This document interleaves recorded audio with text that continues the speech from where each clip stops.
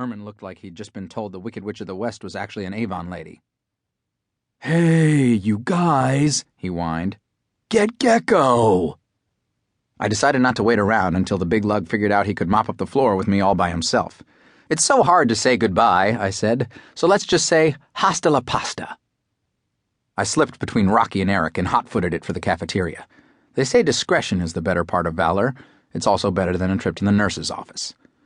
After a while, I slowed to a brisk walk. Too much exercise can scramble the brains.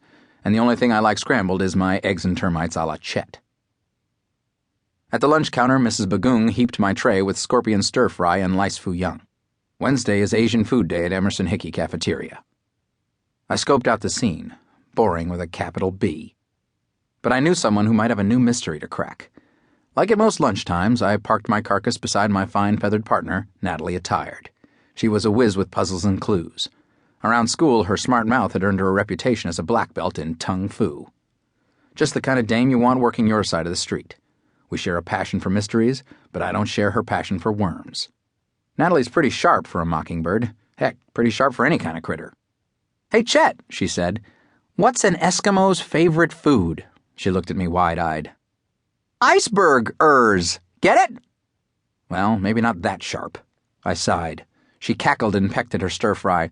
"So what's the tale, Nightingale? Any fresh mysteries to solve?" I sighed again. "I was about to ask you. The mysteries in this school are about as fresh as Herman's armpits." "That bad?" asked Natalie. "Well, maybe not as stinky," I said. We munched in silence for a while.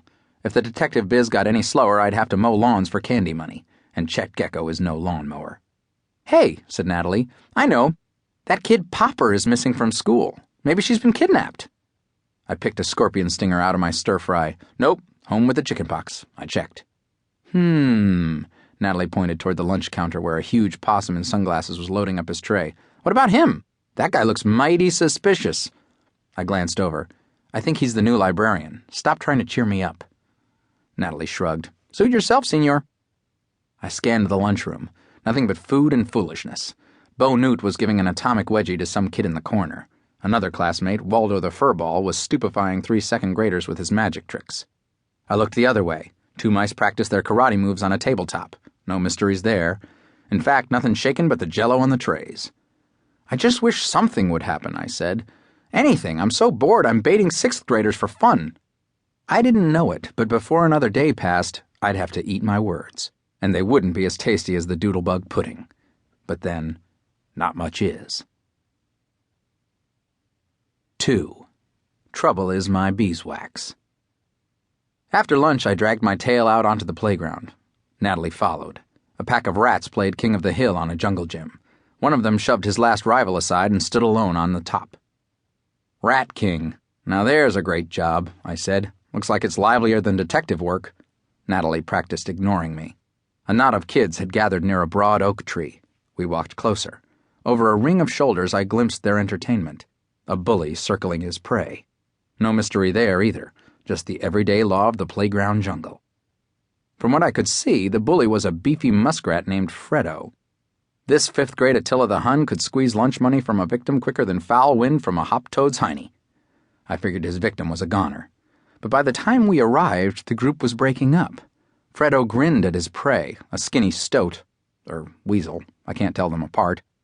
"Gee, thanks," said Fredo. He patted the little guy's shoulder and trundled off. The weasel, or stoat, smoothed his whiskers and strolled the opposite way. He looked familiar. "Isn't that the new kid in your class?" Natalie asked. "Sammy something?" "Oh yeah, that's him." It made sense. New kids were usually bully bait, but this one seemed to have something on the ball. He eased across the grass like syrup on a pancake, with a cut in his strut and a glide in his stride. I wished I felt half as chipper. Natalie and I flopped down under the scrofulus tree, my favorite thinking spot. She cleaned her feathers while I thought long thoughts, mostly about how to buy my afternoon snack. My wallet was as empty as a newborn kitten's threat. My eyes hadn't been closed for more than 3 seconds when I heard a small sound like a seasick gopher. "Him." Eyes shut, I said, "I didn't know mockingbirds got hairballs."